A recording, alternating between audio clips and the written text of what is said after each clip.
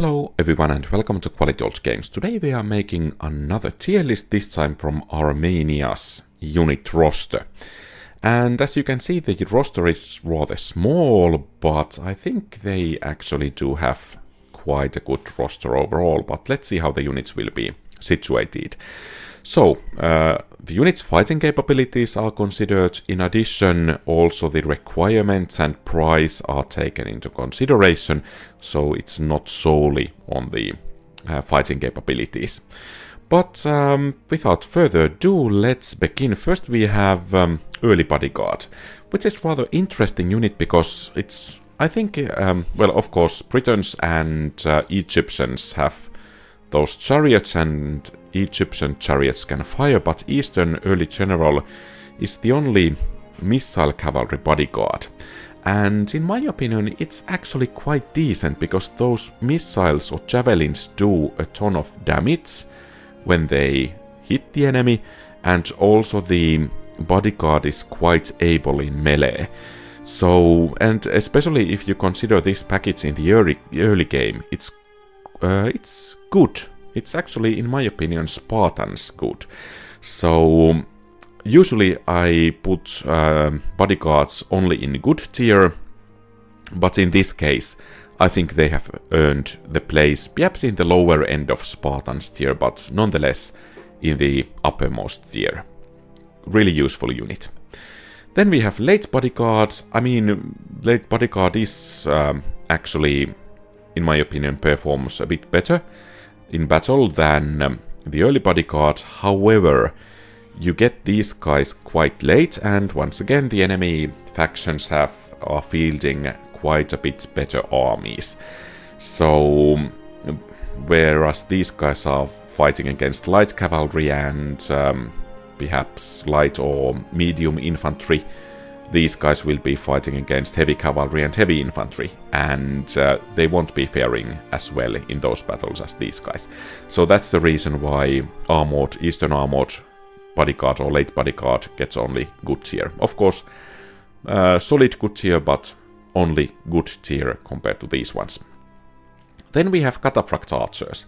I have to admit that when I started to make this tier list and gathering the units and so on and so forth, I was kind of wondering, yeah, Cataphract Archers, they are really good in battle, but probably require tier 5 stables to get, and so on and so forth. And then I went into the game and, what?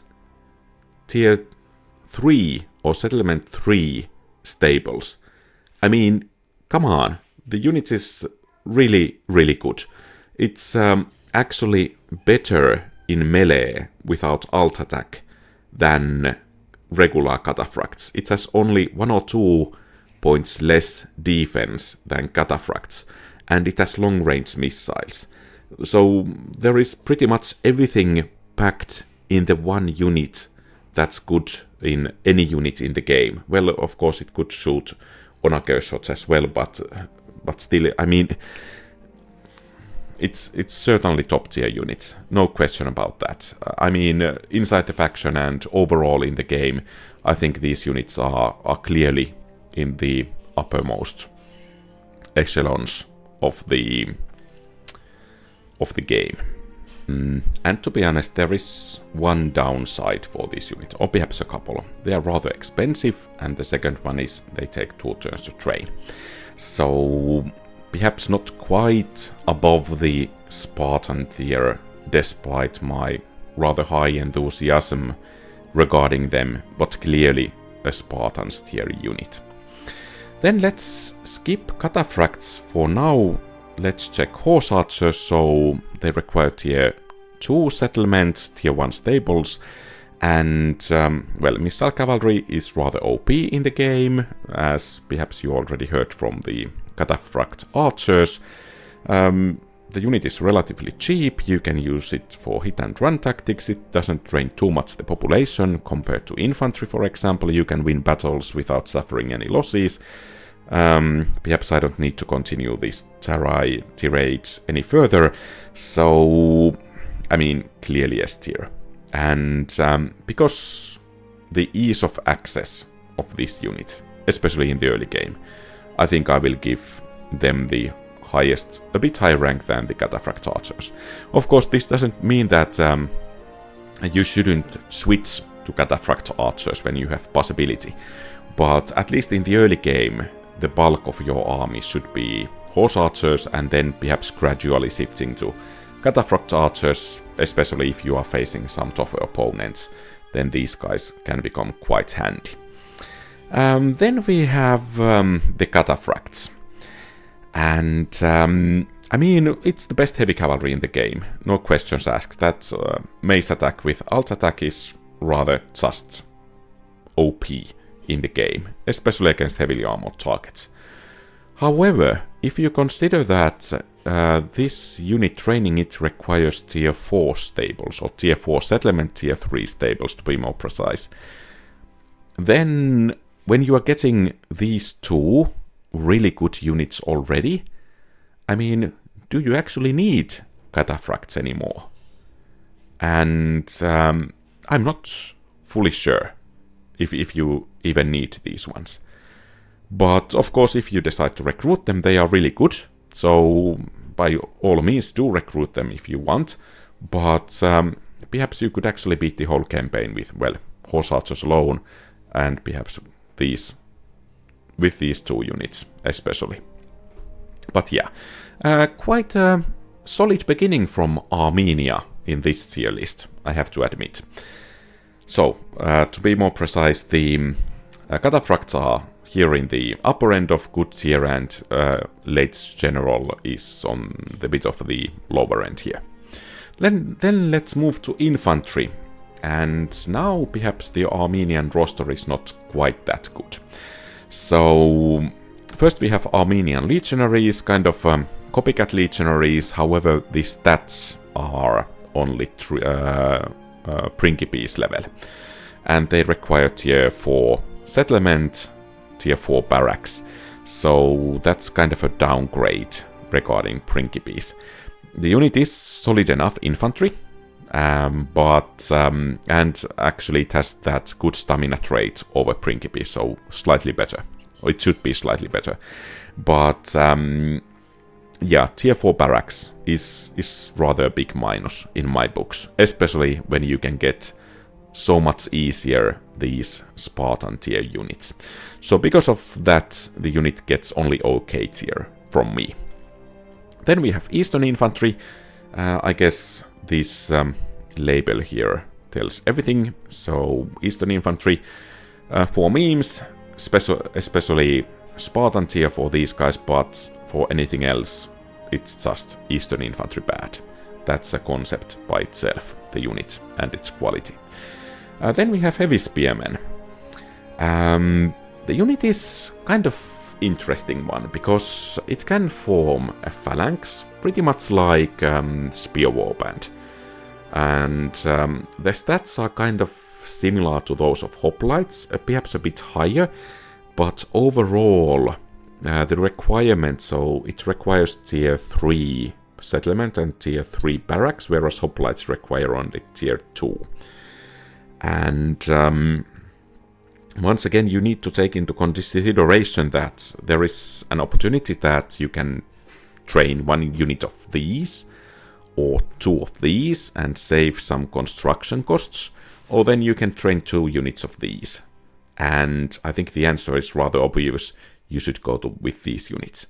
So the unit is not that bad per se, but in relation to the rest of the Armenian roster, I don't think I can recommend training these units. Of course, if you cannot train anything else, then train these. They are at least quite a bit better than Eastern Infantry, and they can hold the line rather well. They are not bad unit per se, but compared to the rest of the Armenian roster, they are kind of bad. So yeah, it's bad tier for me. Then we have Hillmen, whereas the Eastern Infantry is tier 1 unit, these guys are tier 2, and the improvement is not that big. I think clearly you should avoid these units, because from the same tier you can get Horse Archers, and from Horse Archers you can get rather tremendous value, whereas from these they can hold the line, perhaps, for a while. but don't rely on that even too much. So yeah, I think they are rather really bad unit, and stick with the Cavalry. Then we have last infantry unit, once again peasants, and as with every other faction in my tier lists, peasants will go to S tier. Why? Because Armenia will need them to keep up public order. And that's more true than with other kind of civilized factions, because Armenian temples are limited to tier 4. So if some other faction has built tier 4 temple or pantheon, you cannot kind of surpass that. And, well, of course you can demolish it, but then using, 10 turns to build your own temple and quite a lot of money, perhaps not that good of an idea, at least in bigger cities, because you may have kind of civil revolt then in your hands. So you will need peasants for keeping up public order in bigger cities. And yeah, and of course you can move population between settlements. If you want to, for example, train horse archers or cataphract archers in several settlements, so that's a bonus, but mostly for keeping up public order. And especially in the east, where there are many factions with horse archers, these units are especially bad in battle, so just use them to keep up public order. They are not good for anything else, well, except moving population in addition to keeping up public order. Then we have missile units. And, well, that's rather interesting, because you can get missile units from stables, and then you can get missile units from archery range. And, well, overall, I will say it rather bluntly, you shouldn't build any archery buildings as Armenia, because you get all the archery units you need from stables.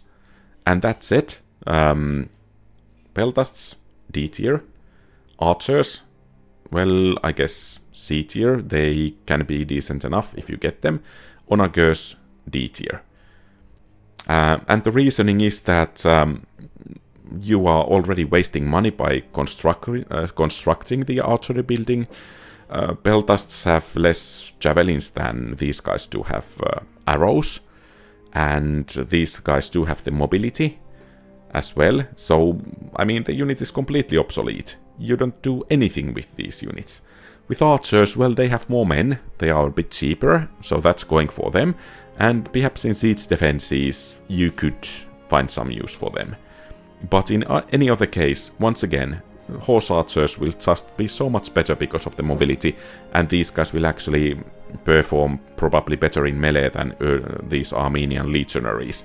So, yeah, go with the horse archers. And onagers, well, I don't like onagers that much, I guess I have said that already a couple of dozen times, but still, I mean, you build kind of obsolete building chain to tier 4 settlement or tier 3, archery building to recruit onagers, which will slow down your army, which is kind of relying on mobility because of it should be mostly of horsemen. So once again, why would you waste that? How much it does make? 6,000, 8,500 denarii altogether for the building chain alone, when you can use it to train horse archers. So yeah, I think the Armenian roster is rather interesting because it's kind of so divided.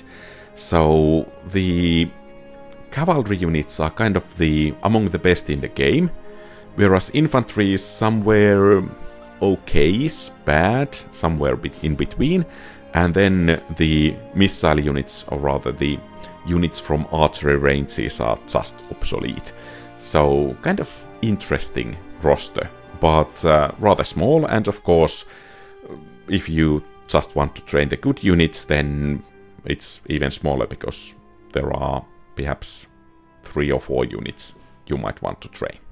But, well, that's my view on the matter. What do you think? Do you agree or disagree? Feel free to share your thoughts in the comments below. And if you liked the video, please leave a thumbs up and subscribe to the channel. You can also consider becoming a channel member. You get more to say what type of videos to make, what versus battles to make, and if you go for legionary cohort or urban cohort membership, you get a shout out at the end of each video. Very special thanks to existing channel members, Napoleon Complex, Kosaku Saar, Mark Anthony. Your support is greatly treasured. Have a great rest of the day. Quality Old Games out.